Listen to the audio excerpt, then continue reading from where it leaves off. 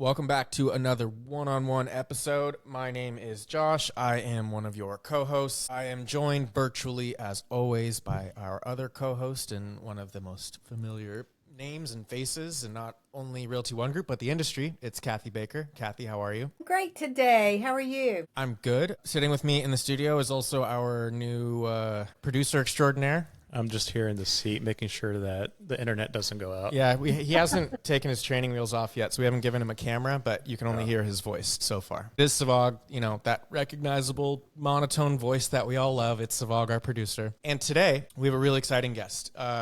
He is someone that is pretty well known in this industry. Kathy and him go way back. He is here to talk the future of the industry, lots and lots of AI. He's affiliated with Brian Buffini. I'm going to introduce him in a second. But before I do, I want to know from Kathy and Savag, what is the greatest place that you've ever taken vacation in your life? Kathy, I want you to start. First of all, I need a vacation. Let me just say I could use one. You know what? One of the most beautiful places that was super comfortable for me was Costa Rica. Yeah.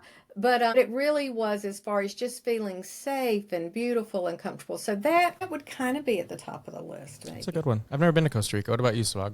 I'm gonna have to say Barcelona. The history, the culture, the food, the everything just melts in your mouth. You feel it, you live it. You're in the locals. They absorb you. You absorb them. Mm-hmm. If I were to retire right now or win the lottery, I'm buying an olive oil orchard in Spain and moving to Barcelona. That's a good answer. I'm sure I've probably talked about this on the podcast. I studied abroad in the United Kingdom, so it was school, but it felt like vacation for a year, and that's where I would love to retire there, not have an olive tree or whatever the hell you said, Savag, but I would love to retire in the UK. That's my dream spot. And our guest, Michael Thorne, to introduce him finally. What is your best vacation spot that you've ever been to? Not a big vacationer, more of a traveler. Okay. And so it makes it difficult, right? Wait, hold on.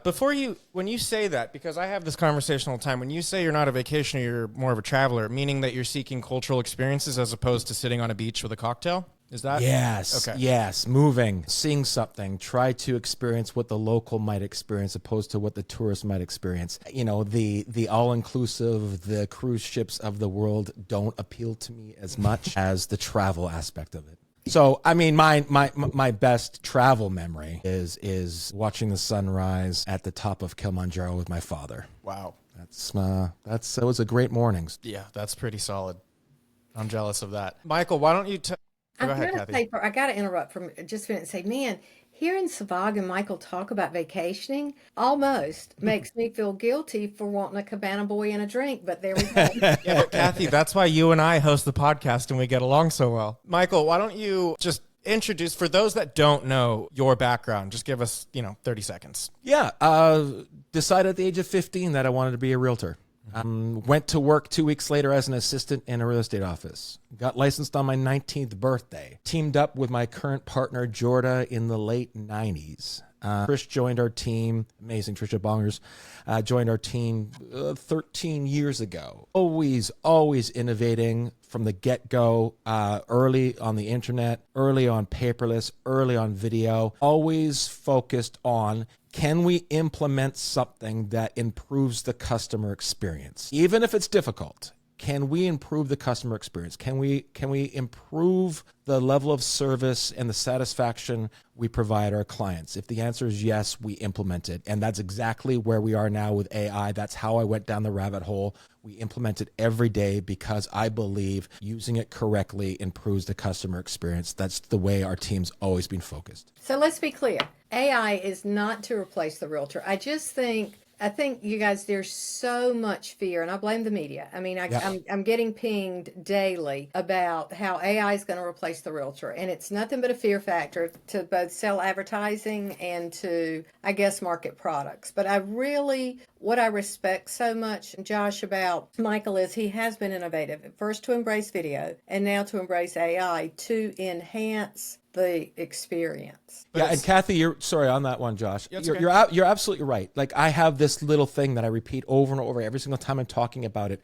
There are two losers and one winner when it comes to AI in real estate. This is my opinion. The people that ignore it are going to lose. I was an agent in 1993, 1995, the internet comes mainstream, and there's agents in my office that says I will not participate in the internet. Now, they're wrong. They just couldn't envision how the internet, we're all in different locations right now, all filming this at a higher level of quality than television in the early 2000s. Like, it's shocking where we are. Yeah. And the same thing will happen with AI. AI will have a bigger impact on our personal and our professional lives. And the hard part is it's going to happen much, much faster than the internet. So people who ignore it are going to lose. The second loser, in my opinion, is the agent that puts this technology between them and the consumer. The person who uses DocuSign so they never have to sit across the table from their client again.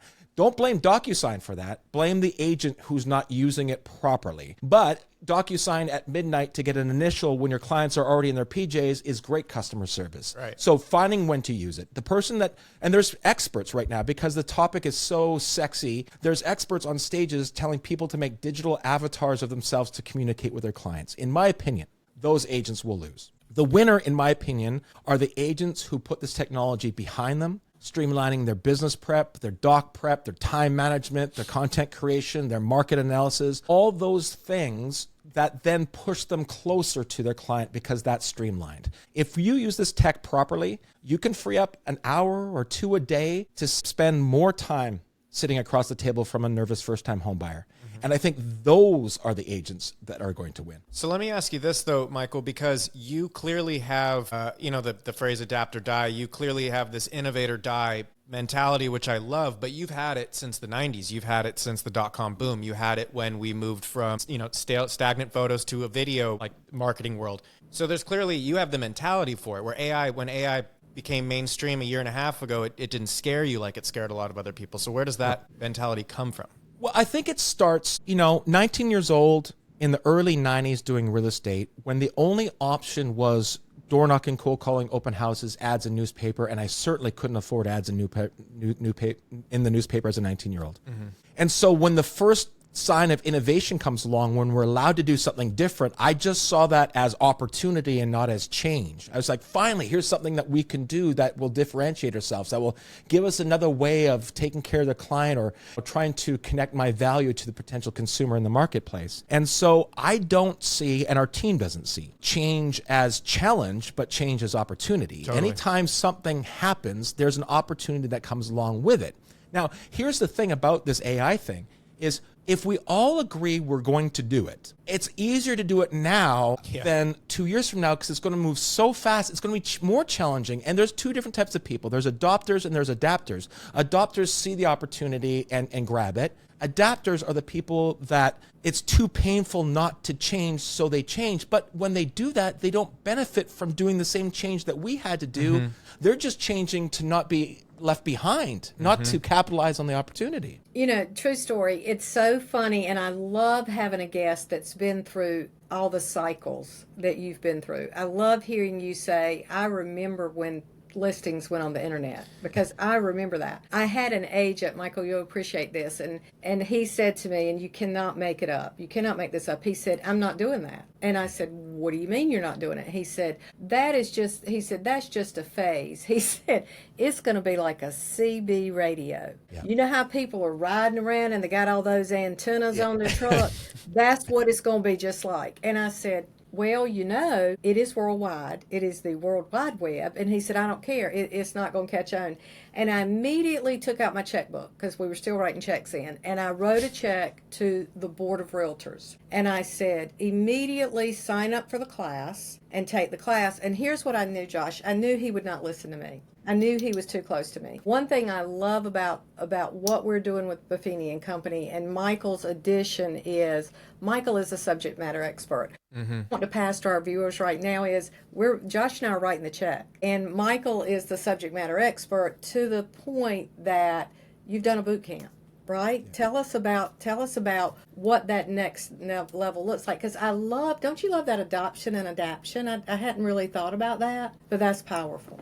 Yeah, so For the last 2 years, I've been ringing the bell of opportunity when it comes to AI. And I'll spend an hour with a group of people. And here's the thing. At the beginning of each one of my talks, I ask the audience, are you a what's AI person? Are you a beginner? Are you an intermediate? And then I take expert off the table. There are no experts. It's too new. It's too fast. And 30% of the room, 30 to 40% of the room say they're intermediate users. At the 75-minute mark of the presentation, or 75% mark of the presentation, I then ask again how many people in the room are intermediates. And it goes from 30% down to about 1%.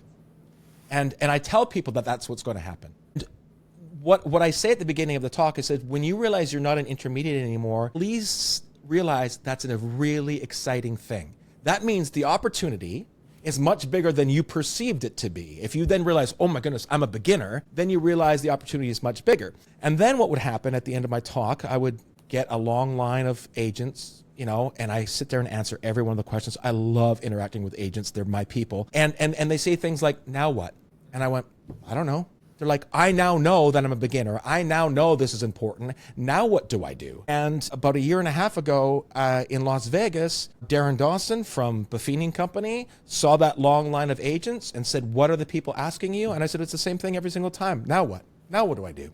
Because if I gave you 4 hours, 8 hours, 12 hours, we wouldn't get through all the things you need to know. It's like saying, can you please explain the internet in an hour? How can you possibly do that? And so Darren's like, we need to solve this problem. And I said, I would love to solve this problem.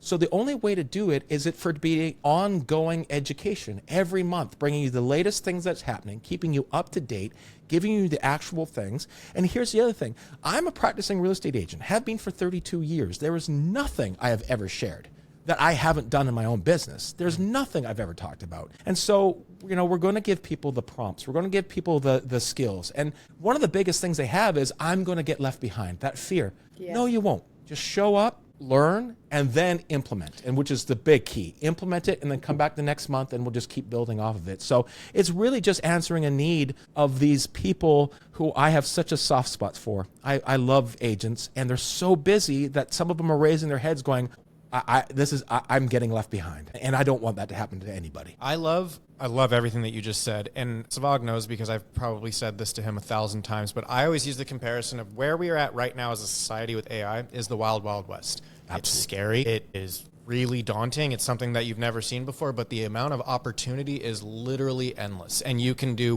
whatever you want, assuming that you have the wherewithal and the skill and the right team behind you. But you brought up something at the very beginning that I wanted to talk about, because for people who are maybe even younger than me, this may not be something that is scary, but for people that are a little bit older, we have these like revolutions of technology where we moved into .com, and then we moved, like you said, we moved into this social world, and everything was video, and now we're in AI, and it seems to be moving quicker than before.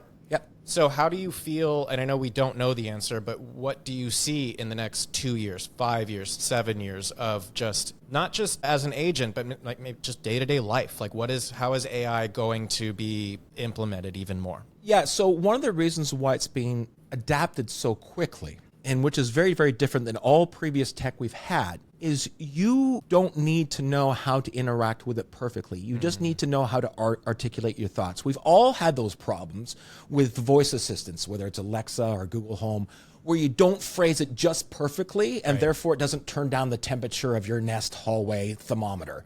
Like, those days are gone. Because these things are so intelligent in the way that we articulate as human beings, you don't have to say anything perfectly anymore.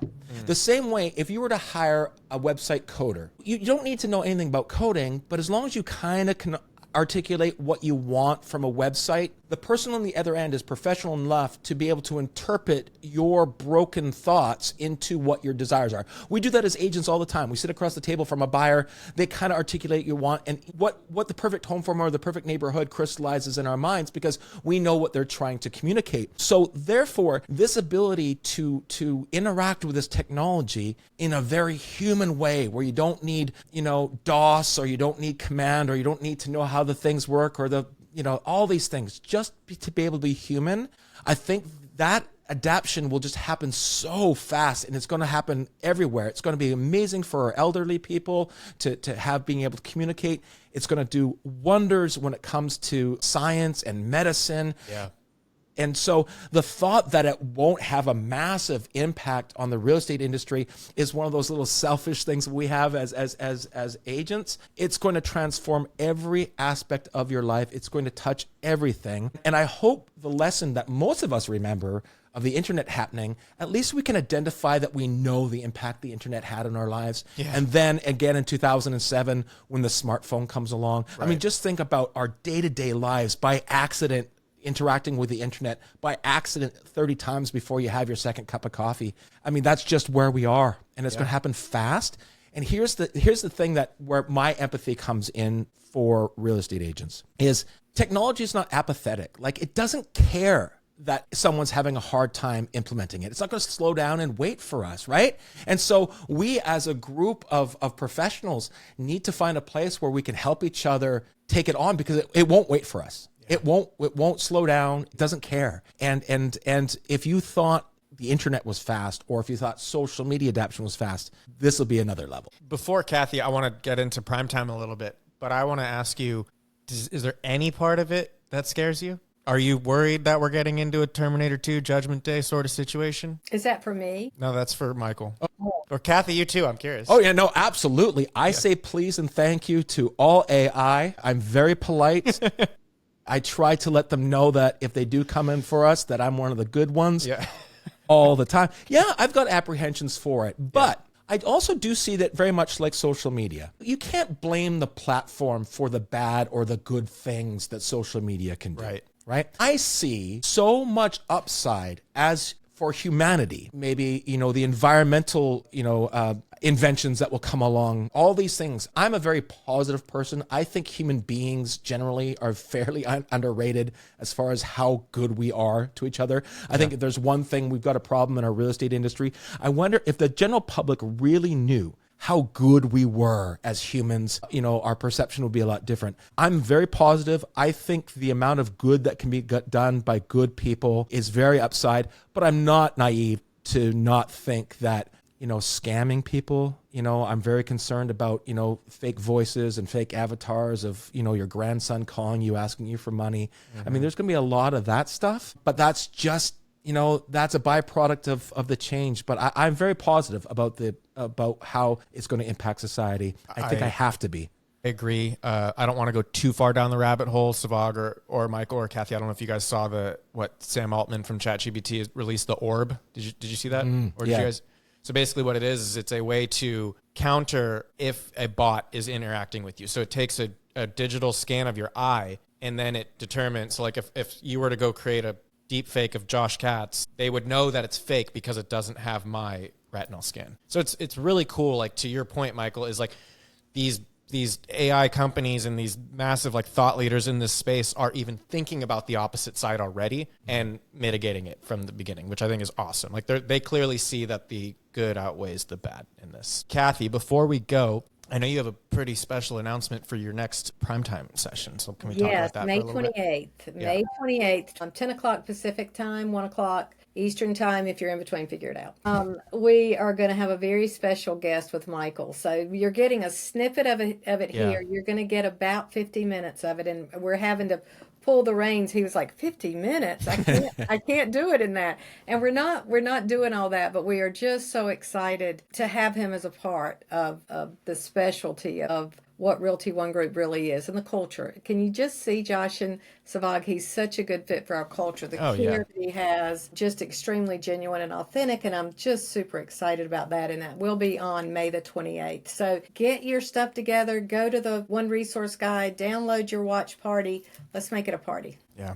That's awesome. Well, Michael, thank you for joining us. I hope you all enjoyed this, and we'll see him on the 28th on the One Primetime. And I want to have you back on. I just want to meet you for a drink. I feel like you and I could talk about this for hours. Yeah, that's probably. I mean, do you guys have a 5-hour version of this podcast? Maybe we could dig into it. The uncut version. We also have it after hours. Yeah. Savag, I know you have been diligent in this, but aren't you proud to hear Josh saying, I'd love to just sit down and have a drink with you and talk about AI? I mean, I'm a changed human now, Kathy. I really am. Like It's been night and day. The stuff that I do with ChatGPT now, I mean, ChatGPT has my garden saved, and it now tells me how I should be watering each individual plant. It has all the spices in my kitchen saved, so I can build recipes on the dime. I mean, it's literally my assistant now. And we've introduced Josh to Claude recently Yeah, too. and Claude For too, better which, scripting. which is better for scripting. No, it's all good things like this, and I love talking about it. So thank you again, Michael. I really welcome. appreciate it. Welcome. Yeah, that's all we got. Until next time. Thanks, guys. Thank you. And Kit. Good.